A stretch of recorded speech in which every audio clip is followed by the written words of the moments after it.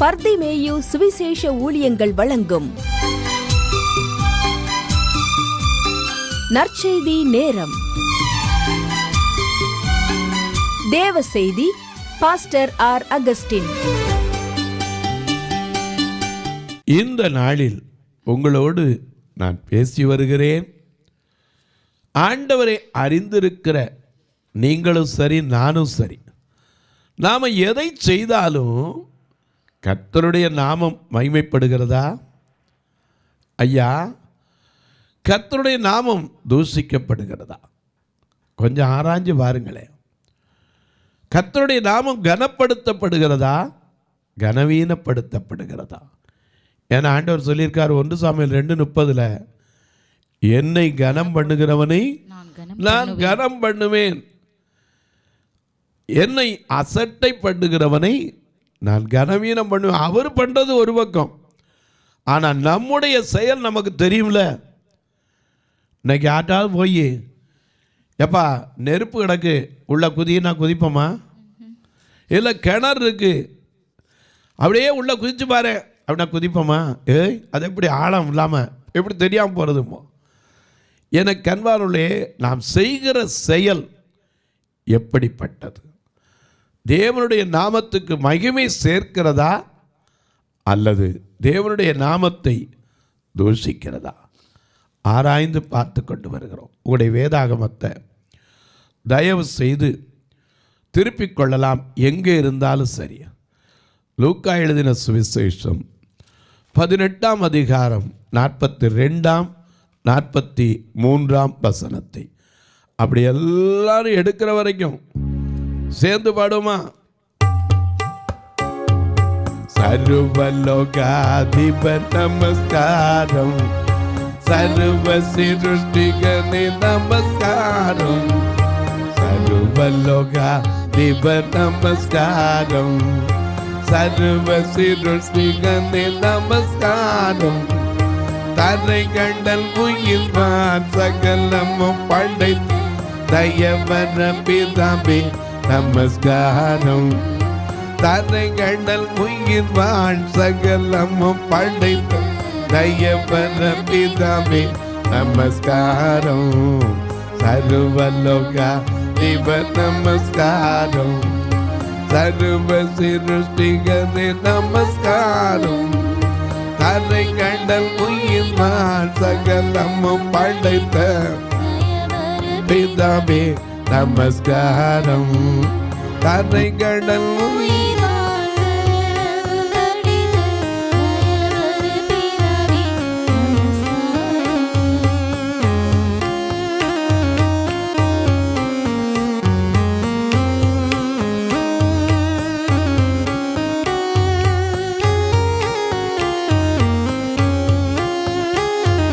திருவவதார நமஸ்காரம், ஜெகத்தின் ரட்சகனே நமஸ்காரம், திருவவதார நமஸ்காரம், ஜெகத்தின் ரட்சகனே நமஸ்காரம், உயிரண்டை தோங்க தரணியில் மாட்டோ நமஸ்காரம், தரணியில் மானுட உயிரண்டை தோங்க தரணியில் மாண்டோ நமஸ்காரம், சர்வலோகா திவ நமஸ்காரம்.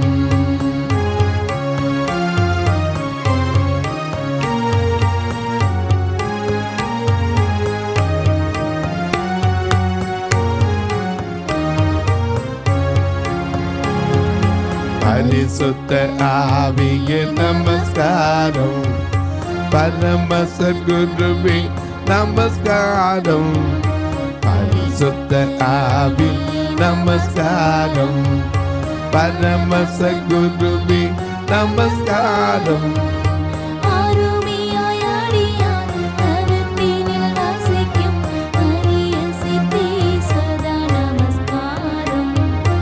அருவியல் அடியான் அகத்தினில் வசிக்கும் அரிய சுதேச நமஸ்காரம், தொழிலோனே நமஸ்காரம், மூன்றில் ஒன்றோனே நமஸ்காரம், தொழிலோனே நமஸ்காரம், மூன்றில் ஒன்றோனே நமஸ்காரம், கர்த்தாதி கர்த்தா கருணை சமுத்ரா நமஸ்காரம், கர்த்தாதி கர்த்தா நித்ய த்ரிகேக நமஸ்காரம், சர்வலோக திப நமஸ்காரம், சர்வ சிருஷ்டிகரே நமஸ்காரம், தரைகண்டன் உயிர்வான் சகலமும் படைத்த தயவர பிதாவே நமஸ்காரம், தரைகண்டன் உயிர்வான் சகலமும் படைத்த தயவர பிதாவே நமஸ்காரம். எல்லாம் எடுத்துருப்பீங்க. இங்கேயும் வாசிக்க சொல்லட்டுமா? லூக்கா 18ஆம் அதிகாரம் 42, 43. இயேசு அவனை நோக்கி, இயேசு அவனை நோக்கி. அந்த அவன் யாரு? இயேசு யாரு நமக்கு தெரியும். ஏன்னா அவருக்கு நாம மகிமை சேர்க்கிறோமா, ஐயா புகழை சேர்க்கிறோமா, கனத்தை சேர்க்கிறோமா, அல்லது கனவீனத்தை சேர்க்கிறோமா, இகழை சேர்க்கிறோமா? ஆராய்ந்து பாருங்க.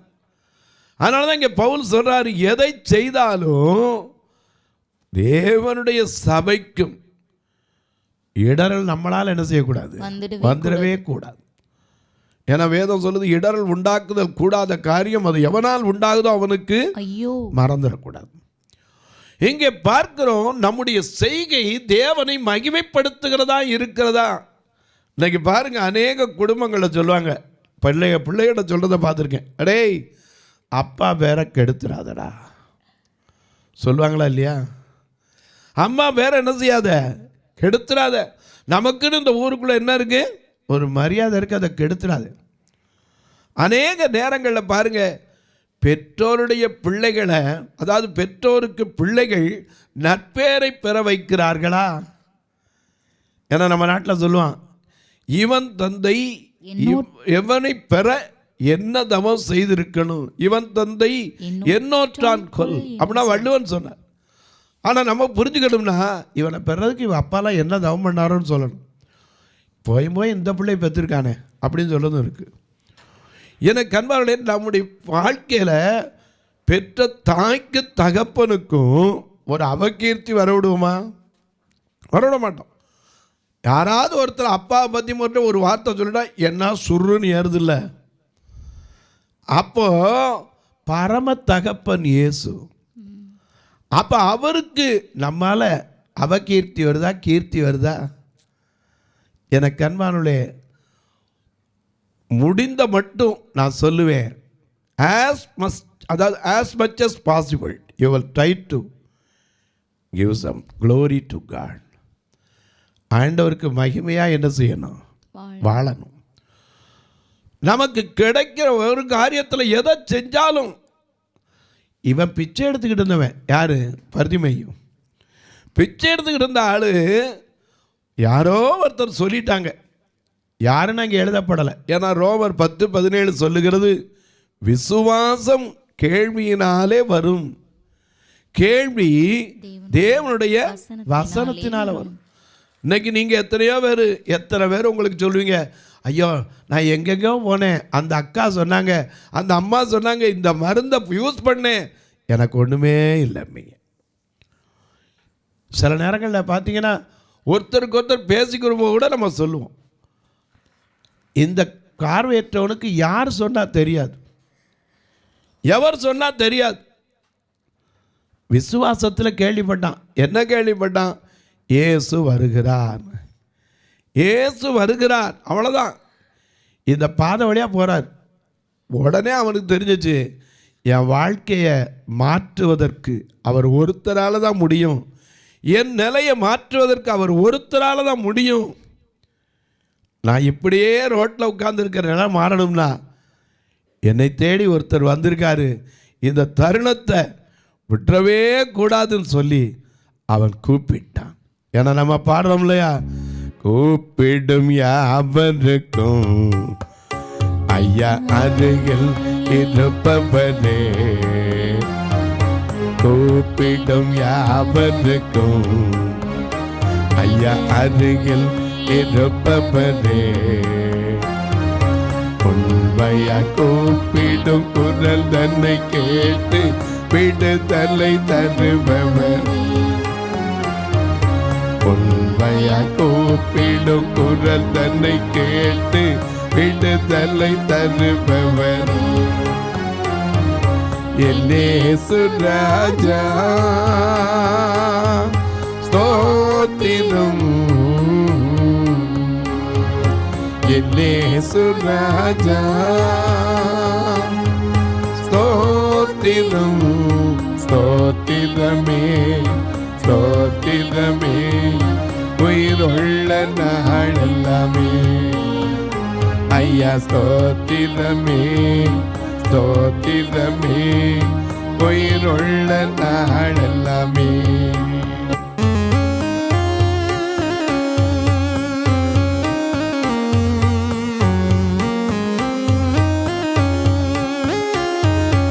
இரக்கம் உள்ளவரே மனதுருக்கம் உடையவரே. இரக்கம் உள்ளவரே ஐயதுருக்கம் உடையவரே. நீடிய சார்ந்து பொறுமை அன்பு நிறைந்து வாழ்பவர். பொறுமை அன்பு நிறைந்து வாழ்பவர். இயேசு ராஜா ஸ்தோத்திரம்.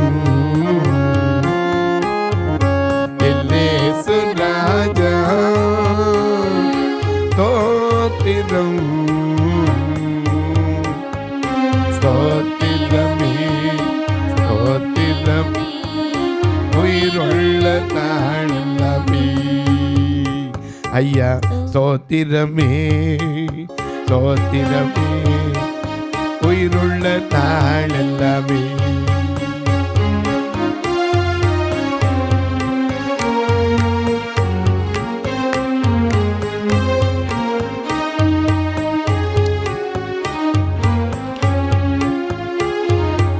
இரக்கம் உள்ளவரே மனதுருக்கம் உடையவரே.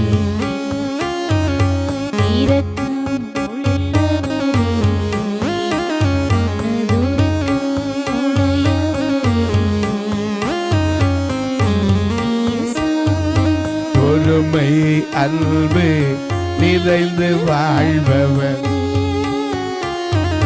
இயேசு ராஜா ஸ்தோத்திரம். இயேசு ராஜா ஸ்தோத்திரம்.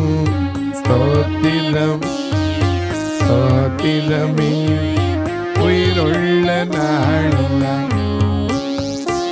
ஐயா ஸ்தோத்திரமே ஸ்தோத்திரம் உயிருள்ள நாளெல்லாம். ஐயா உயிருள்ள நாளெல்லாமே. நல்லா கவனிங்க. அவர் இரக்கம் உள்ளவர் மனதுருக்கம் உள்ளவர். கூப்பிடுங்கப்பா பதில் கொடுப்பேன்னு சொன்னார். அது எப்போ? நல்லா இருக்கும்போது கூப்பிடுறோமோ இல்லையோ, ஆபத்து நாளிலே என்னை நோக்கி கூப்பிடு, நான் உன்னை விடுவிப்பேன், நீ என்னை மகிமைப்படுத்துவாய். யோனா எங்க இருந்து கூப்பிட்டாரு? மீனின் வயிற்றில். அது எப்ப கூப்பிட்டாராம்?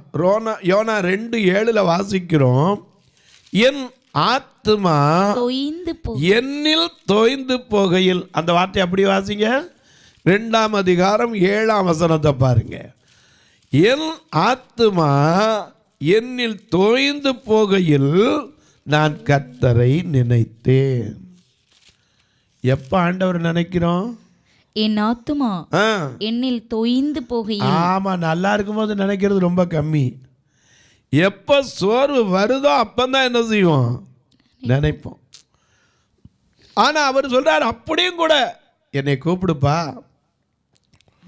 நான் உனக்கு என்ன செய்வேன், பதில் கொடுப்பேங்கிறார். அப்படி சொன்னதை யாரோ அவனுக்கு சொல்லிட்டாங்க. மீன் வயிற்றுலேருந்து யோனா தப்பு தான்ப்பா பண்ணுனா, ஆனாலும் மீன் வயிற்றுலேருந்து கூப்பிட்டு ஜெபம் பண்ணா அவனுக்கே பதில் கொடுத்தார். உனக்கு கொடுக்க மாட்டாரா? ஐயா கூப்பிட்ட யாருக்கும் பதில் கொடுக்காம இல்லை. எத்தனையோ பேர் போகிற வழியில் கூப்பிட்டாங்க. ஆயக்காரன் சகையும் இயேசுவை பார்க்கணும் தான் இருந்தான். அவனை கூப்பிட்டு அவனுக்கு ஒரு மாற்றத்தை கொடுத்தவர் உனக்கு கொடுக்க மாட்டாரா? யார் சொன்னா? அங்கே எழுதப்படலை, அவங்க அப்பா சொல்லலை. ஆனால் இவன் கூப்பிட்டான். கூப்பிட்ட உடனே இயேசு நின்றார். நின்று அவன்கிட்ட கேட்குறான், நான் உனக்கு என்ன செய்யணும்? அவன் உடனே சொல்கிறான், நான் பார்வை அடைய வேண்டும். அப்போ சொன்னார், நீ பார்வை அடைவாக, உன் விசுவாசம் உன்னை ரட்சித்தது அப்படின்னா. அவன் உடனே பார்வை அடைந்து தேவனை மகிமைப்படுத்திக் கொண்டே. நம்மளா இருந்தால் சொல்லியிருப்போம், எங்கள் அப்பா அம்மா பார்த்து ஒரு வார்த்தை பார்த்துட்டு வந்துறியா. பெரிய தீர்க்கதரிசி எலிசா, அவனை தேடி எலியா போகிறார். 1 ராஜாக்கள் 19ஆம் அதிகாரம் 19-20. அங்கேருந்து தேடி போய் அவன் மேலே ரட்சிப்பின் சால்வையை போடுறார். ஏன்னா ஆண்டவர் அவனுக்கு சொன்னார். 1 ராஜாக்கள் 19-15 அவன் சோர்ந்து போய் கிடந்தான். அப்போ அவனுக்கு சாப்பாடு, ஒரு நாள் சாப்பிட்ட சாப்பாடில் 1 ராஜாக்கள் 19:8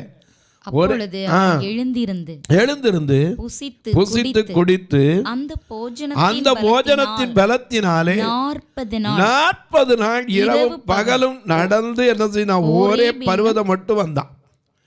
இங்க வந்த எலியாவை பார்த்து ஆண்டவர் சொன்னார், 15ஆம் வசனத்துல சோர்ந்து போய் கிடந்தவன சொன்னார், கர்த்தர் அவனை பார்த்து நீ தமஸ்குவின் வழியாய் வனாந்திரத்திற்கு திரும்பி போய் ஏரியாவின் மேலே ராஜாவாக அபிஷேகம் பண்ணு, பின்பு நிம்சியின் குமாரனாகிய யெகூவை இஸ்ரவேலின் மேல் ராஜாவாக அபிஷேகம் பண்ணு, மெகோலா ஊரானாகிய சாப்பாத்தின் குமாரனான எலிசாவை உன் ஸ்தானத்திலே அபிஷேகம் பண்ணு. தீர்க்கதரிசியாக அபிஷேகம் பண்ணு. இதுக்கு உடனே நடந்து போறாரு. அப்படி போய் இவன் 12 ஏற வச்சு கூட்டிக்கிட்டு இருந்தான். அவனை போய் சந்திச்சு சால்வை போட அவன் கூட சொன்னா, எங்க அப்பா அம்மா போய் என்ன செஞ்சுட்டு வரேன், ஒரு வார்த்தை பார்த்து முத்தம் பண்ணிட்டு வரேன். ஆனா இந்த 2 கண்ணு தெரியாதவன் ஒரு வார்த்தை சொல்லலை. நம்ம எங்கள் அப்பா அம்மா பார்த்துட்டு வரேன், எங்கள் ஊரில் எனக்கு உதவி செஞ்சவங்களாம் நிறைய பேர் இருக்காங்க, அவங்கள போய் பார்த்துட்டு வரேன்னு சொல்லலை. உடனே அவன் என்ன பண்ணா, உடனே அவன் என்ன செய்தான் சொல்லுங்க, தேவனை அவன் பார்வையடைந்து தேவனை மகிமைப்படுத்திக் கொண்டே அவருக்கு பின் சென்றான். மகிமை உமக்கந்தோ, மாட்சிமை உமக்கந்தோ, மகிமை உமக்கந்தோ, மாட்சிமை உமக்கந்தோ,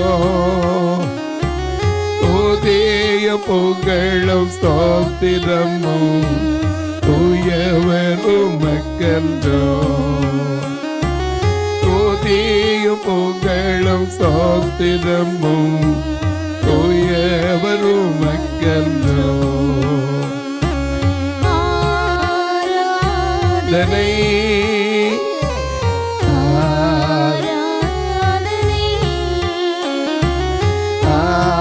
ஆராதனை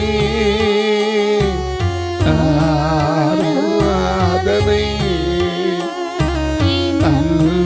இயேசுவுக்கே, என் அன்பு இயேசுவுக்கே, மகிமை உமக்கந்தோ, மாட்சிமை உமக்கந்தோ, துதியும் புகழும் ஸ்தோத்திரமும் தூயவர் உமக்கந்தோ, துதியும் புகழும் ஸ்தோத்திரமும் தூயவர் உமக்கந்தோ. எனக்கு அன்பானவர்களே, அபிஷேகம் பண்ண போன எலிசாட்ட எலியா தேடி போறார். அப்போ சொன்னா எங்கள் அப்பா அம்மா போய் ஒரு வார்த்தை பார்த்துட்டு வந்தார், முத்தம் செஞ்சுட்டு வர, அப்புறமா கூட வரேன். இவன் ஒரு வார்த்தை சொல்லலை. ஏன் தெரியுமா? என் வாழ்க்கையை மாற்றின அவர் என்னுடைய நாமத்தை நான் மகிமைப்படுத்துவேன். இன்றைக்கும் தொலைக்காட்சி முன்னாடி எங்கோ நாம் வாழ்ந்தோம், அறியாமல் அலைந்தோம். நம்ம பாடுறோம்ல, எல்லாத்துக்கும் பாட்டு வச்சிருக்கிறோம், ஆனால் நமக்கு மறந்துடும். என்னம்மா, எங்கோ நான் வாழ்ந்தேன், அறியாமல் அலைந்தேன், என் நேச தேடி வந்தேன். எங்கோ நான் வாழ்ந்தேன், அறியாமல் அலைந்தேன், என் நேச தேடி வந்தேன். நெஞ்சார அழைத்து முத்தங்கள் கொடுத்து நிழலாய் மாற்றிவிட்டேன். நெஞ்சார அழைத்து முத்தங்கள் கொடுத்து நிழலாய் மாற்றிவிட்டேன். அப்பா நன்றி, உமக்கு நன்றி, அப்பா நன்றி, உமக்கு நன்றி. அப்பா பிதாவே, அன்பான தேவா, அருமை ரட்சகரே, ஆவியானவரே.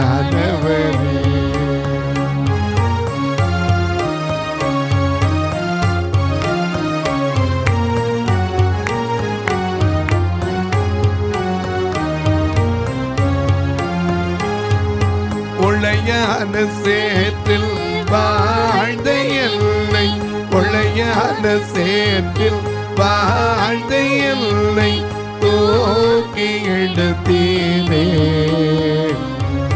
கல்வாரி ரத்தம் எனக்காக சிந்தி கழுவி அணைத்தீரே. ஐயா, கல்வாரி ரத்தம் எனக்காக சிந்தி கழுவி அணைத்தீரே. அப்பா நன்றி, உமக்கு நன்றி, அப்பா நன்றி, உமக்கு நன்றி.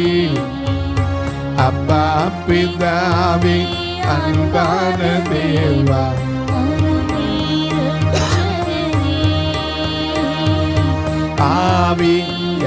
ஆவியானவரே. நல்ல கவனிங்க, அவனுக்கு சுகம் கிடைச்ச உடனே பெத்த தாய் தகப்பன் சொந்தம் அவனுக்கு எத்தனை பேர் உதவி செஞ்சிருப்பாங்க? கடுதிரியா போகும்போது யாரையாவது பார்க்கணும்லானா இல்லை. உடனே அவன் தேவனுக்கு பின்னாடி சென்றான். அது சும்மா செல்லலை, அவரை மகிமைப்படுத்தி கொண்டே சென்றான். அதை பார்த்த யூதர்கள் இல்லை, கிரேக்கர்கள் இல்லை, பொது மக்கள் அந்த இடத்துல யாரெல்லாம் நடந்து போனாங்களோ, அந்த நேரத்தில் எரிகோ பட்டணத்தில் யார் யாரெல்லாம் நின்னாங்களோ அவங்களாம் என்ன சொன்னாங்களா? ஜனங்கள் எல்லாரும் அதை கண்டு தேவனை புகழ்ந்தார்கள். தேவனை புகழ்ந்தார்களாம். நம்முடைய செயல்னால தேவன் புகழப்படுகிறாரா, இகழப்படுகிறாரா? நம்முடைய செயல்னால தேவனுடைய நாமம் தூஷிக்கப்படுதா? ஏன்னா அவருடைய நாமம் வானோர், பூதலத்தோர், பூமியில் உள்ளோர் யாவரும் முழங்கால்களும் முடங்குகிற எல்லா நாமத்திற்கு மேலான நாமத்தை அவருக்கு தந்தருளினார். அந்த நாமத்தை சொன்னா போதும். இயேசு என்ற திருநாமம் சாத்தானின் சேனையை ஜெயித்த நாமம், சாபத்தின் பிசாசுகளை துரத்துகிற நாமம். அது நேற்றல்ல, இன்றல்ல, என்றைக்கும் மாறாத நாமம். அந்த நாமம் இந்த உலகமெல்லாம் வாசனை வீசிக்கொண்டிருக்கிற நாமம். அந்த தகப்பனுக்கு பிள்ளையா இருந்து புகழை சேர்க்கிறோமா, இகழை சேர்க்கிறோமா, கனத்தை சேர்க்கிறோமா, கனவீனத்தை சேர்க்கிறோமா? we have to research in our heart. நம்ம அதை ஆராய்ந்து பார்க்கணும். எனக்கு அன்பானவர்களே, இந்த நிகழ்ச்சியை பார்க்குற நீங்கள் தொடர்ந்து பார்த்துக்கிட்டு வாரீங்க, இந்த நிகழ்ச்சியை பார்த்துக்கிட்டு வாரீங்க. ஆனால் பார்க்குற நீங்கள் ஒரு வார்த்தை எதுக்காக ஜெபம் பண்ணுறீங்களா? எனக்கு கண்வானுடைய நம்முடைய வாழ்க்கையில் ஆண்டவருடைய நாமத்தை மறக்கவே கூடாது, மகிமைப்படுத்தணும். இந்த நிகழ்ச்சியை பார்க்க நீங்கள் ஒரு வார்த்தை எதுக்காக ஜெபம் பண்ணணும். அது மட்டும் இல்லை, இந்த காரியத்துக்காக தேவைகள் சந்திக்கப்பட ஜெபிங்க. ஏன்னா ஒவ்வொரு நாள் நிகழ்ச்சி வரணும்னா சாதாரண காரியம் இல்லை, அதன் தேவைகள் சந்திக்கப்படணும். அது மட்டும் இல்லை, ஒருவேளை நீங்கள் கேட்கலாம், எப்படி பிரதர் இதுக்கு உதவி பண்ண? 2 நம்பர் வந்துக்கிட்டே இருக்கும். இதில் ஜிபே, ஃபோன்பேலாம் உண்டு. உங்கள் ஜெபக்காரி எது இருந்தாலும் காலை 10லேருந்து 5க்குள்ளே சொல்லலாம். அது மட்டும் இல்லை, நேராக வந்து பார்க்கலாம். ஐயா, இன்றைக்கி இருக்கிற ஒருத்தர் எல்லாம் சொல்கிறாங்க, நாங்களும் வந்து பார்க்கலாமா? ஒரு மன திருப்திக்கு தாராளமாக. ஆனால் ஒரு ஃபோன் பண்ணிட்டு வாங்க. ஏன் தெரியுமா? நீங்கள் வந்து இடம் தெரியாமல் அலைஞ்சிடக்கூடாது, நான் எங்கேயாவது வேறு இடத்துல இருந்துடக்கூடாது. தயவுசெய்து ஃபோன் பண்ணிட்டு வந்தீங்கன்னா உங்களோட இருந்து உங்களுக்கு காண்பித்து உங்களை வழி அனுப்புகிற வரைக்கும் நான் கூட நின்று தான் வருவேன், உங்களுக்காகவும் ஜெபிப்பேன். இப்போ உங்களுக்காக ஜெபிக்கட்டுமா? நல்ல பிதாவே, நன்றியோடு துதிக்கிறோம் சுவாமி. நல்ல நாளிலே எங்களுடைய செயல் உம்மை பிரியப்படுத்துகிறதா அல்லது உம்மை வருத்தப்பட வைக்கிறதா? எங்கள் செயல் நீ சந்தோஷப்பட வைக்கிறதா, உம்மை ஐயா சஞ்சலப்பட வைக்கிறதா? எங்களை நாங்கள் நிதானித்து அறிந்து கொள்ள உதவி செய். இந்த ஊழியத்தை தாங்குகிற, ஜெபிக்கிற, கொடுக்கிற எல்லா மக்களையும் ஆசீர்வதியும் இயேசுவின் நாமத்தில் பிதாவே, ஆமென். சபை ஆராதனை ஞாயிறு காலை 10 மணி முதல் 12 மணி வரை. இடம் பர்திமேயு சுவிசேஷ ஆலயம், அன்னை சத்யா நகர், இளமனூர் அஞ்சல், சக்கிமங்கலம் வழி, மதுரை மாவட்டம். பின்கோட் 625201 மற்றும் பர்திமேயு சுவிசேஷ ஜெப வீடு, plot number 107, Eden garden, Muthur, Tirunelveli. Pincode 627011. சிறப்பு உபவாச கூட்டம் ஒவ்வொரு மாதமும் 2வது சனிக்கிழமை காலை 10 மணி முதல் 1 மணி வரை நாகர்கோவில் YMCA ஹாலில் வைத்து நடைபெறுகிறது. மற்றும் ஒவ்வொரு மாதமும் 4வது சனிக்கிழமை காலை 10 மணி முதல் 1 மணி வரை திருநெல்வேலி புதிய பேருந்து நிலையம் அருகில் உள்ள கிரேஸ் ஹாலில் வைத்து நடைபெறுகிறது. எங்கள் எல்லா ஆராதனைகளிலும் கலந்து கொண்டு தேவனை மகிமைப்படுத்த அன்பாய் அழைக்கிறோம்.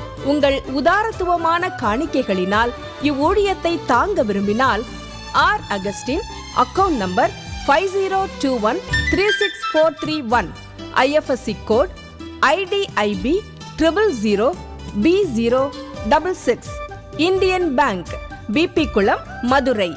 ஜிபே நம்பர் 9842181917, BGM மினிஸ்ட்ரீஸ் மற்றும் 9442559772, பிளைண்ட் மினிஸ்ட்ரீஸ் அகஸ்டின்.